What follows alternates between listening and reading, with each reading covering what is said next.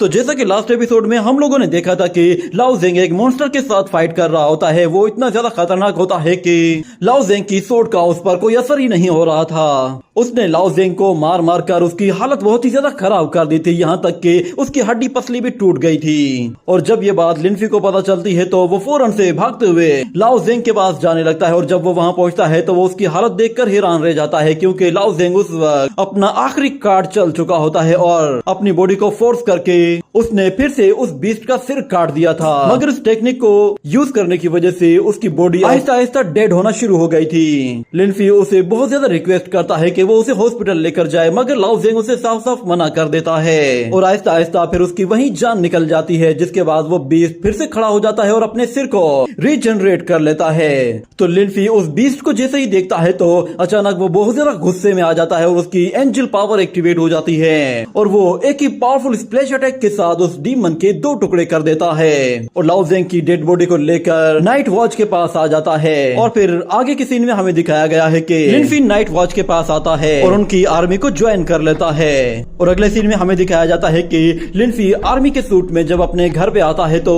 उसकी आंट उसे देखकर हैरान रह जाती है। उन लोगों को लिनफी का एक लेटर भी मिलता है जिसमें लिनफी ने अपनी आंट को अपनी सारी मजबूरियां बताई होती है कि वो किस लिए आर्मी को ज्वाइन करना चाहता है। और दूसरी तरफ से नाइट वॉच भी उसके साथ एग्रीमेंट करने के लिए तैयार होते हैं, बल्कि वो तो खुद चाहते थे कि लिनफी उनकी टीम का हिस्सा बने। वो लोग एग्रीमेंट करते ही उसे फर्स्ट एडवांस सैलरी भी दे देते हैं, जो कि लिनफी फौरन से अपने घर भिजवा देता है और फिर अपने ही मोबाइल से अपनी आंट को कॉल करता है। तो उसकी आंट बहुत ज्यादा इमोशनल हो जाती है और उसे कहती है कि आखिर तुमने मुझे बताया क्यों नहीं कि तुम आर्मी ज्वाइन करना चाहते हो।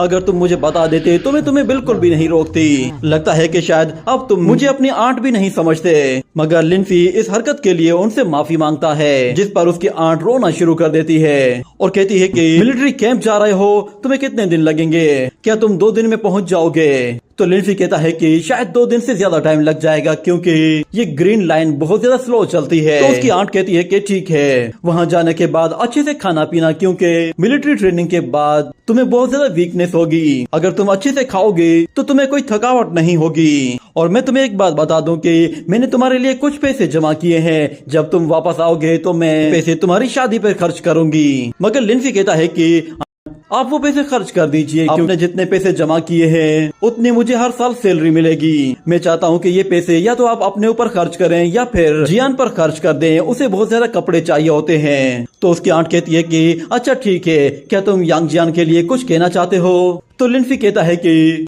मैं नेक्स्ट टाइम कहूंगा, फिलहाल सिग्नल इतने अच्छे नहीं हैं, आपकी आवाज भी क्लियर नहीं आ रही। तो आंट कहती है कि ठीक है, मैं तुम्हारा इंतजार करूंगी, तुम जैसे ही वहाँ पे पहुँच जाओ तो मुझे इन्फॉर्म कर देना। ये कहने के बाद लिनफी फिर कॉल कट कर देता है और हम लोग दूसरी तरफ यांग जियान को देखते हैं। वो लिनफी को कहता है कि तुम एक नंबर के बेवकूफ हो, तुमने आर्मी ज्वाइन कर ली। अगले सीन में हमें दिखाया जाता है कि नाइट वॉच लिनफी के घर के बाहर एक स्पेल लगा देती है ताकि वो लोग उसके घर को डीमन से बचा सके। और वो लोग लिनफी से भी कहते हैं कि हम तुम्हारी फैमिली की प्रोटेक्शन के लिए अपना बेस्ट ट्राई करेंगे। और दूसरी तरफ लिनफी कह रहा होता है कि अपनी फैमिली के साथ रहना उन्हें खतरे में डालना है, बेहतर है कि मुझे वापस चले जाना चाहिए। वो लोग लिनफी के घर में स्पेल्स लगाने के बाद लिनफी के पास जाते हैं। वो एक कोने में खड़ा हुआ होता है और कैप्टन उससे कहता है कि हमारा काम हो गया है, हमें अब चलना चाहिए। तो लिनफी उन लोगों के साथ चला जाता है और कहता है कि क्या मैं जान सकता हूँ कि हमें कहाँ जाना है।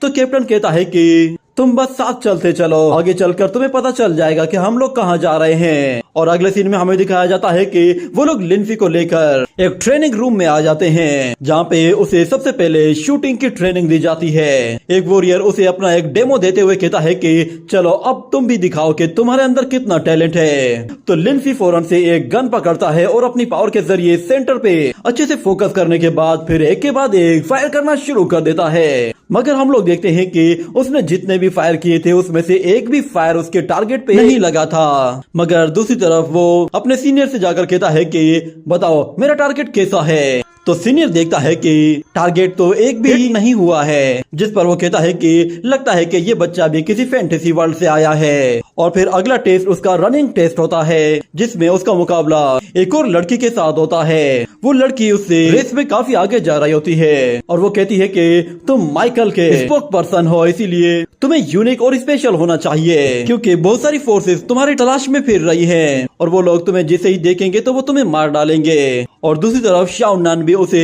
एंजल माइकल के बारे में सारी इन्फॉर्मेशन प्रोवाइड करता है और कहता है कि तुम इस वक्त इकलौते ऐसे बंदे हो जो कि इस दुनिया की डायरेक्शन को चेंज कर सकते हो, इसीलिए तुम्हें पहले अपनी एबिलिटीज के बारे में जानना होगा कि माइकल एंजल ने तुम्हें जो पावर्स दी हैं उन्हें तुमने कैसे अवेकन करना है। और अगले सीन में हमें दिखाया जाता है वो एक गेमिंग वर्ल्ड में एक लड़की के साथ कॉम्बैट फाइट कर रहा होता है। वो लड़की कहती है कि तुम तो काफी फास्ट हो, तुमने जिस लेवल को अचीव कर लिया है नॉर्मली कोई भी इंसान इतना जल्दी इस लेवल को अचीव नहीं करता।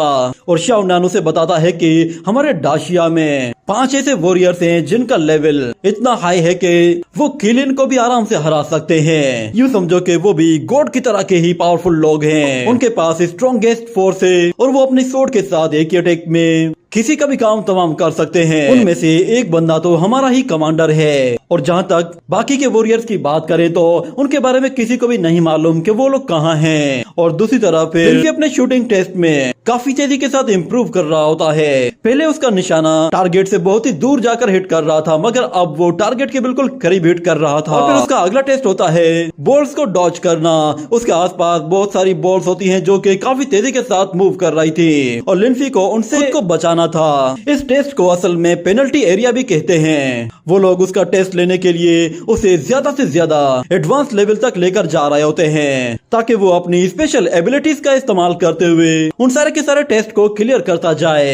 वो उसके माइंड को और उसकी एबिलिटीज को देखता है तो वो कहता है कि ये तो मुझे एक नॉर्मल इंसान लग रहा है, मगर अचानक से उसे अपने डिवाइस में कुछ दिखाई देता है, जिस पर वो कहता है कि ये कैसे पॉसिबल है, ये एक थियोलॉजी मूवमेंट है। और फिर शाओनान उसे बता रहा होता है कि हमारे पास एंजल माइकल की बहुत ज्यादा इंफॉर्मेशन मौजूद नहीं है और ना ही हम लोग उसकी पर्सनल इंफॉर्मेशन के बारे में कुछ जानते हैं। वो लिंफी का सिग्नेचर देखता है तो उसे दिखाई देता है कि लिंफी ने अपने सिग्नेचर में अपने नाम की जगह वर्ड मिरेकल यूज किया होता है। और फिर दूसरी जगह हमें दिखाया जाता है कि लिंफी ने अपने टेस्ट को बहुत ही तेजी के साथ क्लियर करना शुरू कर दिया था और वो बहुत जल्द एडवांस लेवल में चला गया था, जिस पर वो लोग भी काफी हैरान होते हैं। और फिर वो फाइटिंग के लिए उस लड़की के साथ गेम वर्ल्ड के अंदर जाता है तो वो उसे भी काफी कड़ी टक्कर देता है। और वो लड़की लिंफी से कहती है कि मैं क्लियरली देख पा रही हूँ तुम्हारी मेंटल ग्रोथ वो काफी तेजी के साथ बढ़ती जा रही है। और शूटिंग के मामले में भी अब लिंफी को एक बहुत बड़ी गन के साथ शूट करना था। वो बंदा उसे बताता है कि ये एक सुपर स्नाइपर है, इसलिए इसे जरा संभाल कर यूज करना।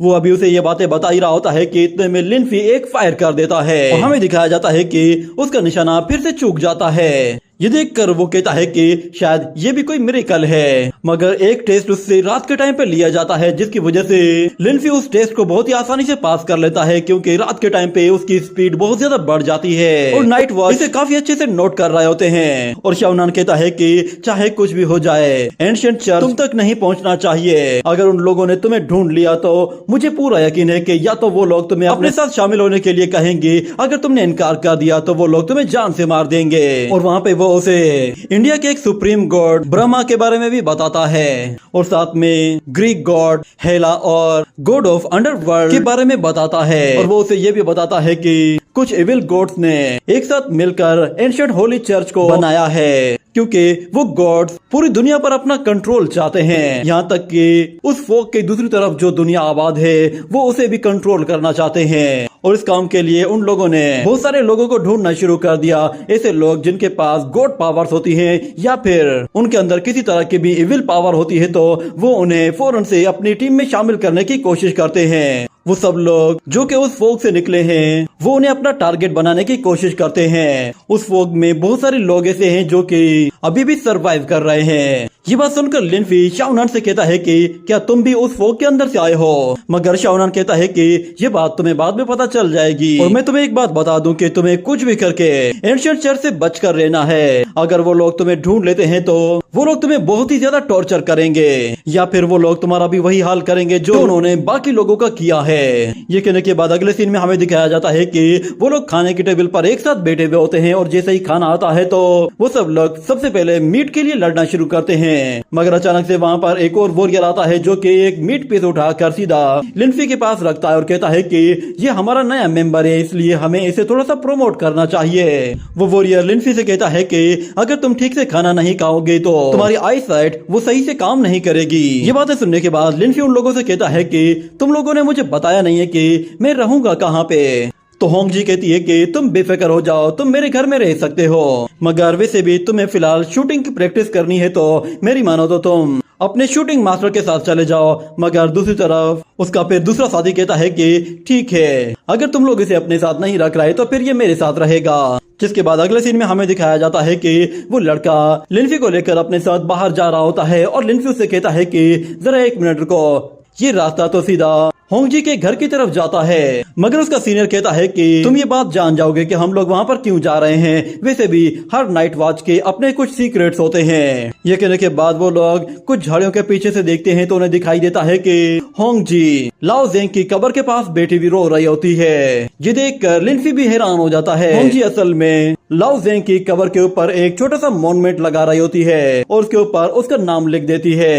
ये देखकर लिनफी का वो सीनियर कहता है कि आज रात में भी यहाँ पर एक मॉन्यूमेंट लगाने के लिए आने वाला था, मगर मुझसे पहले ये यहाँ पे आ गई है। उसने किसी को भी नहीं बताया और वो खुद चोरी छुपे यहाँ पर आई है। और इस तरफ होंगजी लाओ जेंग को याद करके बहुत ही जोर से रोना शुरू कर देती है। उसे इस तरह रोता देखकर लिनफी कहता है कि मैं उसे एक मर्तबा जाकर देखना चाहता हूँ, मगर उसका सीनियर उसे मना करता है और कहता है कि उसे कुछ देर के लिए अकेला छोड़ दो, तुम उसके पास जाकर उसके सीक्रेट को रिवील कर दोगे। वो नहीं चाहती कि कोई भी उसके बारे में जाने, वो ये बात सब लोगों से छुपाती रहती है, मगर हम सब लोग जानते हैं कि वो लाओ जेंग को कितना ज्यादा लाइक करती थी। और अगर तुम्हें ये लगता है कि सिर्फ हम दो लोग ही यहाँ पे मौजूद हैं तो ये तुम्हारी गलतफहमी है। ये कहने के बाद हमें दिखाया जाता है कि लाओ जेंग के सीनियर्स वो भी उसकी मॉन्यूमेंट को देख रहे होते हैं। शाओनान थोड़ी सी वाइन नीचे गिराकर लाओ जेंग को ट्रिब्यूट पेश करता है और फिर उन लोगों का कैप्टन वो भी थोड़ी सी सिगरेट पीता है और बाकी सिगरेट को नीचे रख देता है और लाओ जेंग से कहता है कि ये सिगरेट तुम्हारे लिए है। और वहीं पे हमें दो और टीम मेंबर्स को दिखाया जाता है। वो लोग ऊपर खड़े होकर ये सारी सिचुएशन देख रहे होते हैं। पास में वो लड़की भी लाओ जेंग की याद में रो रही होती है। होंगजी पूरी रात उसकी कब्र के बाहर बैठकर रो रही होती है और उसके साथ ही ये सीन यहीं पे ही कट हो जाता है। अगले सीन में हम लोग लिनफी को देखते हैं। वो ये सारी सिचुएशन देखकर बहुत ही ज्यादा अपसेट हो गया था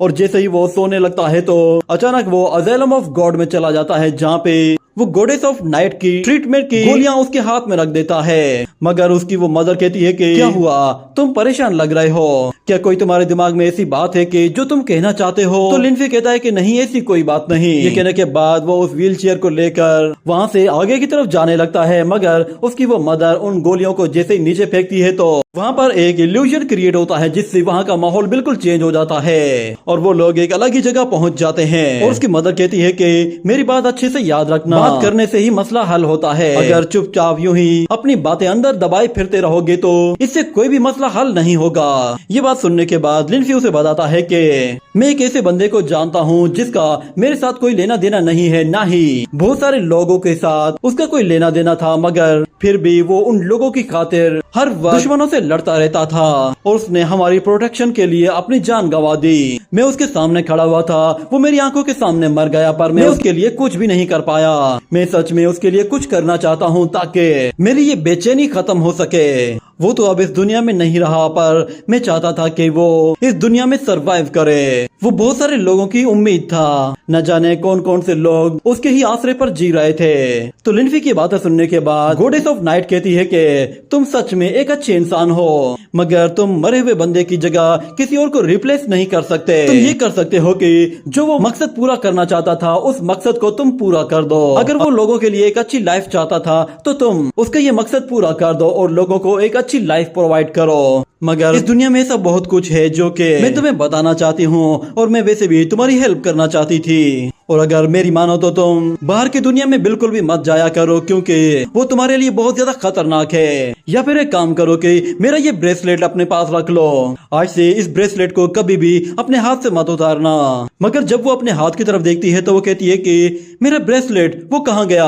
और फिर उसे याद आता है कि उसने अपना ब्रेसलेट तो एक लड़की को दे दिया था। वो लिंसी को बताती है कि वो लड़की मेरा ब्रेसलेट ले गई है। उसने भी बिल्कुल ऐसे ही कपड़े पहने थे जैसे कि तुमने पहने हैं। वो नीचे 3rd फ्लोर से आई थी। ये सुनकर लिंसी हैरान हो जाता है और वो कहता है कि ये कैसे पॉसिबल हो सकता है। अजाइलम ऑफ गॉड में तो सिर्फ मैं ही आ सकता हूँ, आखिर मेरे अलावा कौन है जो यहाँ पे आया है। और गॉडेस ऑफ नाइट ने उसे बताया था कि ये बात 5 साल पहले की है। उसने 5 साल पहले गॉडेस ऑफ नाइट के साथ एक शर्त लगाई थी और वो शर्त उससे जीत गई थी, जिसकी वजह से गॉडेस ऑफ नाइट ने अपना ब्रेसलेट उसे दे दिया था। मगर वो ये बात जानकर हैरान होता है कि उस लड़की ने क्रिएशन कंपटीशन में गॉडेस ऑफ नाइट को हराया है, क्योंकि गॉडेस ऑफ नाइट इस दुनिया की 5 क्रिएटर्स में से एक है। तो लिंसी को ये बात काफी हैरान करती है और वो कहता है कि आखिर उस लड़की ने क्रिएशन में गॉडेस ऑफ नाइट को कैसे हरा दिया।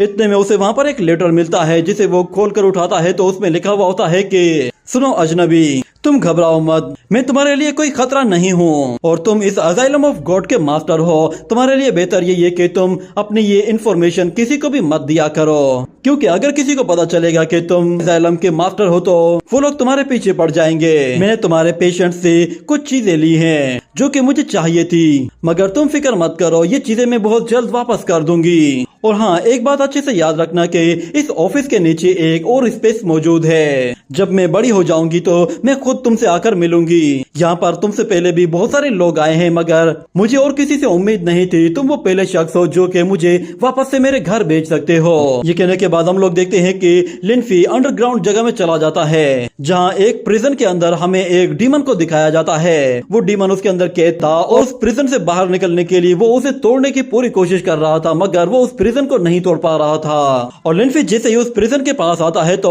वो डीमन उसे देखते ही बहुत ज्यादा गुस्से में आ जाता है। और लिंफी कहता है कि मैंने सोचा था कि यहाँ पे मेरी मुलाकात किसी और से होगी, पर तुम तो एक डीमन निकले। ये सुनते ही वो डीमन गुस्से में आकर उस प्रिजन को तोड़ने की कोशिश करता है, मगर कोई फायदा नहीं होता।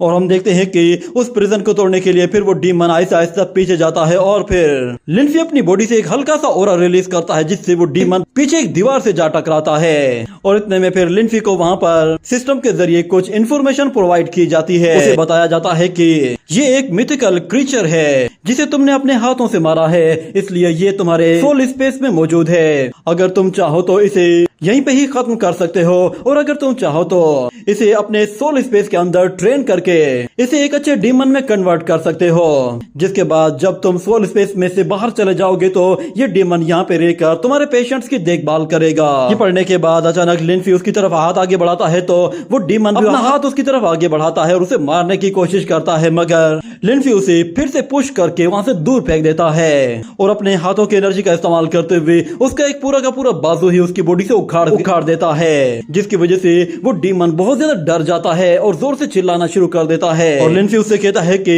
तुम मेरे घर के आसपास कहीं भटक रहे थे, क्या ये कोई एक्सीडेंट था या फिर तुम जानबूझकर वहाँ पर गए थे। इतने में अचानक लिंफी उसके माइंड को रीड करता है। उसे दिखाई देता है कि इन क्रीचर्स को कुछ खिलाकर ऐसा बनाया गया है, और ये खिलाने वाला कोई और नहीं बल्कि एंशिएंट चर्च का ही एक सेंट है। ये देखने के बाद वो कहता है कि अच्छा, तो ये सब कुछ तुम्हारे साथ एंशिएंट गॉड्स ने किया है। और फिर हम उस डीमन की तरफ देखते हैं। इसका चेहरा देखकर ऐसा लग रहा था कि जैसे वो अब लिंफी से बहुत ज्यादा डर गया है। तो लिंफी उसके चेहरे पर हाथ रखते हुए कहता है कि तो तुम उनके सबसे पहले शिकार हो जिसे एंशिएंट गॉड्स ने इवॉल्व किया है, इसीलिए तुम आइस मून लॉ के बारे में काफी अच्छे से जानते भी होगे।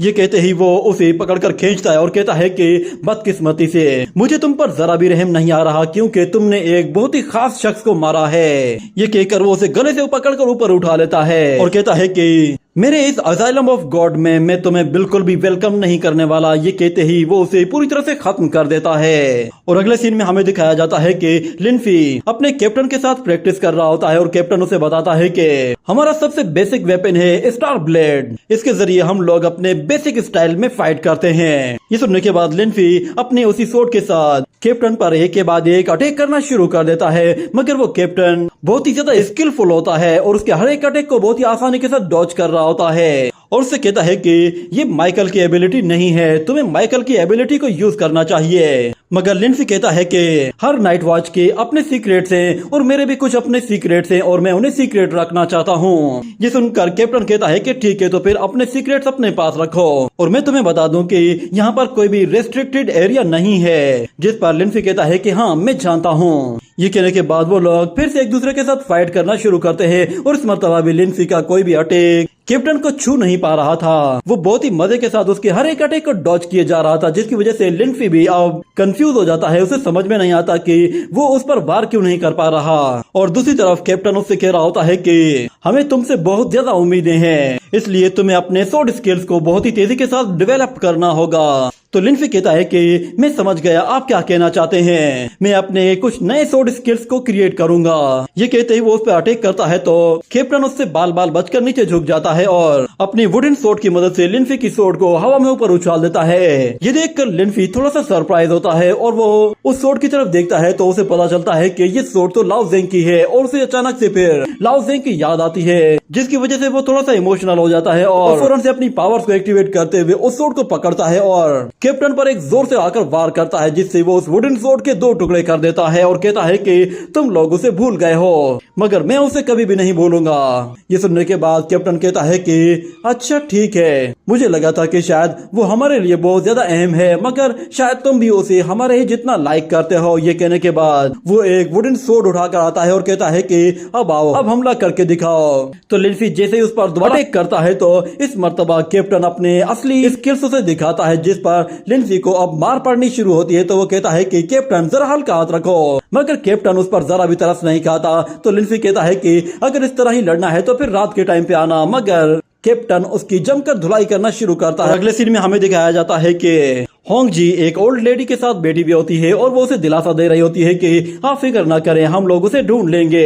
इतने में नाइट वॉच बूढ़े आदमी के साथ वहाँ पर आता है और वो बूढ़ा आदमी अपनी वाइफ से कहता है कि देखा, मैंने कहा था ना, हम इसे ढूंढ लेंगे। और दूसरी तरफ हमें दिखाया जाता है कि नाइट वॉच रात के टाइम पे एंजॉयमेंट करने के लिए गुब्बारे फोड़ते हुए एक टेडी बेयर जीत कर वहाँ से चले जाते हैं। और दूसरी तरफ शाओनान वो लिंसी पर नजर रखे हुए होता है। अचानक वो कैमरे के जरिए जूम करके देखता है तो उसे पता चलता है कि लिंसी के हाथ में कोई चीज है। वो असल में लाओ ज़ेंग का दिया हुआ सिक्का होता है। और लिंसी लाओ ज़ेंग से कहता है कि मैंने अपनी दुनिया को तुम्हारी दुनिया के साथ एक्सचेंज कर लिया है, अब मैं तुम्हें अगले 10 साल तक पूरी तरह से प्रोटेक्ट करके रखूंगा, तुम कभी भी मेरी यादों से गुम नहीं हो सकते।